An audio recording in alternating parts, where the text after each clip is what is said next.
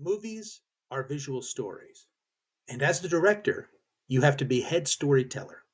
You have to understand the following aspects of film, which I will explain to you in a very general way. This video is based upon the course I taught from 2005 to 2011 at Ocean County College, which was Introduction to Independent Filmmaking.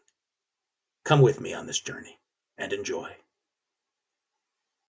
Maybe not today and maybe not tomorrow, but soon and for the rest of your life. Forget it, Jake, it's Chinatown. Just some memorable lines from some classic films. But it all begins with the screenplay. It all begins with your characters. Make them compelling. Make them interesting. Make the dialogue crackle. Writing is like going to the supermarket. There are a lot of choices. So many different films and so many different genres. What are you going to write? Getting stuck writing is like getting stuck in traffic.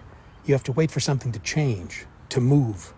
And usually that thing that has to move is you. Some people just have a hard time getting started. They need inspiration. What I say to do is read books, watch movies. When you're at a restaurant, listen to a conversation. I mean, don't be an eavesdropper, but just listen. Listen to the way people speak. Try to get the rhythms. It's important, especially if you want to write great dialogue. Some people are also less inhibited writing in the morning. Some people like to write at night. Whatever is most comfortable for you, you do.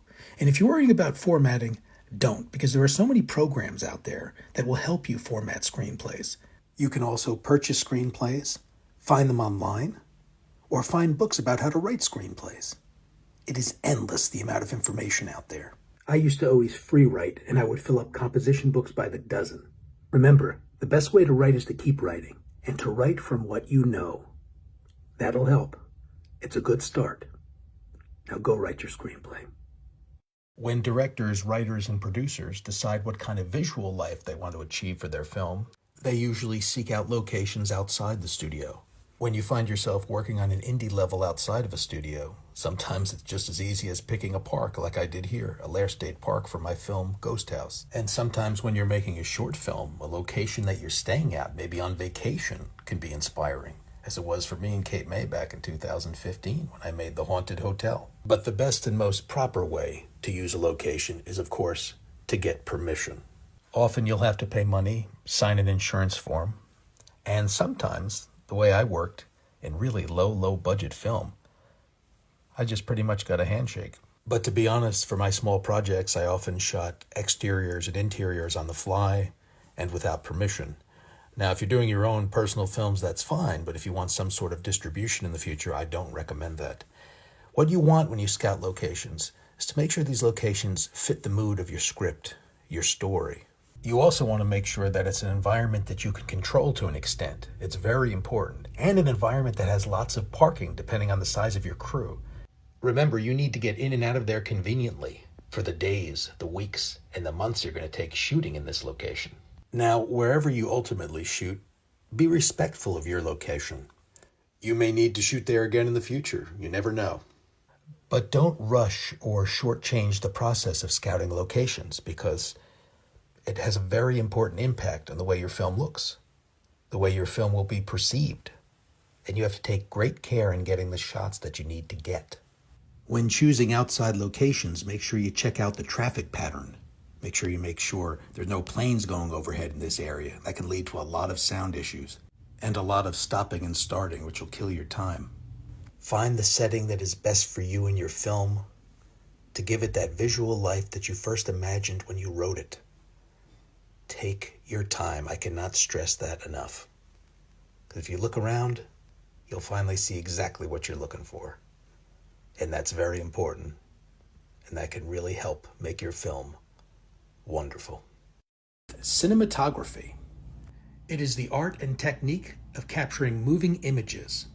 The cinematographer frames shots, decides what the audience sees. The cinematographer has to understand lighting, so he can set a mood for a scene.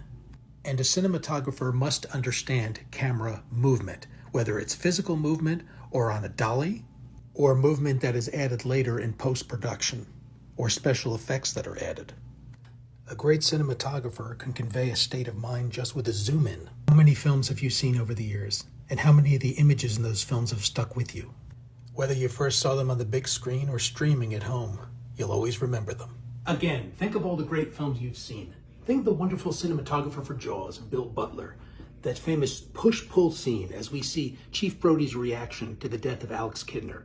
Unbelievable, unforgettable. Or Roger Deakins' camera, which slowly comes up and over the prison walls in The Shawshank Redemption. Great cinematography helps tell the story. It helps to bring the director's vision to life. And when done correctly, in the best way it can be done, shot, later edited, it helps us to feel. A film editor pieces all the footage of a film together. The images, the story, the dialogue, the music, the actors' performances, and then makes it cohesive. Now, if you notice, I'm wearing the Jaws shirt because I'm thinking one of the best editors in the business, Verna Fields, or as they used to call her, Mother Cutter. She is so responsible for the success of Jaws. It is unbelievable. That film won an editing Oscar and, of course, a score. The great John Williams. You can never forget that score going in the water to this day. But the way she cut this film was absolutely brilliant. The film went over budget. It was constantly delayed. The mechanical shark was not working, and apparently the footage of it was ridiculous. But Verna Fields was smart. She chose to cut together footage without the shark, which of course made the film have more of a Hitchcock feel. They often say the theater of the mind is a lot more frightening. What you don't see can be just as frightening as what you do. Think about the tense trench sequence at the end of Star Wars. That scene is filled with so much action, so much suspense, right till the very last part of it when the Death Star blows up. Well, apparently, editor Paul Hirsch single-handedly saved that whole sequence, and it's one of the most memorable sequences in the film, and he won an Oscar for editing that film. Think of other wonderfully edited sequences. The train station shootout in The Untouchables, which was obviously an homage to Sergei Eisenstein's Battleship Potemkin, the Odessa staircase sequence. Unbelievable to watch. So many cuts, so strong. Put simply, editing could make or break a film. When it's done poorly, it can diffuse tension in any sequence. It could kill the pacing. But when done correctly, you can leave that theater with a few wonderful movie moments. Do me a favor when you watch your next film. Pay more attention to the editing than you normally do. Working with a producer is critical. They have to believe in your project. They help finance your project. They help you secure locations for your project. And when your project is done, they help to try to publicize it, to get it out there, to get it seen, to get it appreciated, to get distribution. Sometimes you have to be careful how much control you give a producer. Some will give you some money and just want to be a producer in name. But you have to decide at the beginning how much creative control you have, how much creative control they have. Now, on an indie level, you can usually get your way, but in some cases not. So be very careful when choosing a producer. It's very important. Remember, it's all about maintaining your vision. I've been telling stories since I was 17 years old. Back then, we had these old video cameras that actually had VHS tapes in them. Okay, and then later came camcorders. Then I got to get on film sets, work at low budget independent film, then made my own film on digital video, and now we make movies on our cell phones, so things have changed throughout the years. But no matter what, my experience in front of and behind the camera was so helpful. It was extremely instructive in helping me work with actors. That's why I say, if you're going to be a director, you should take an acting course. You want to understand the emotional experience an actor goes through to reach his character. You want to guide them there. It's very important. So the director has to understand the screenplay, securing locations, cinematography, editing, working with the producer, working with the actors, setting a tone for the cast and the crew. Keep it light. Keep it happy. You lead by example when you're making a film. I'd like to talk about music. Music is key. It sets the emotional tone for the movie. It can create tension, suspense, wonder, dread. Music is so important. Picture Raiders of the Lost Ark, the famous Raiders March, the Indiana Jones theme. Picture it without John Williams' wonderful score, or Jaws without John Williams' wonderful score. Music is important. It changes everything. It can heighten everything. It can make everything better, or it can make everything worse if you make a bad choice. But now, talking about music and choices, I want to bring up the idea that everything I've talked about is basic. And when I think about it now, you can do so many things with apps. You can cut and paste, edit sound, music better than ever.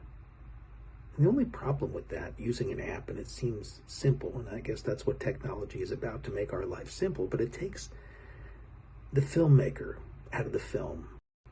So that's why I wanted to remind you of these basic things I used to do in class. And back in that class, everybody used a camera.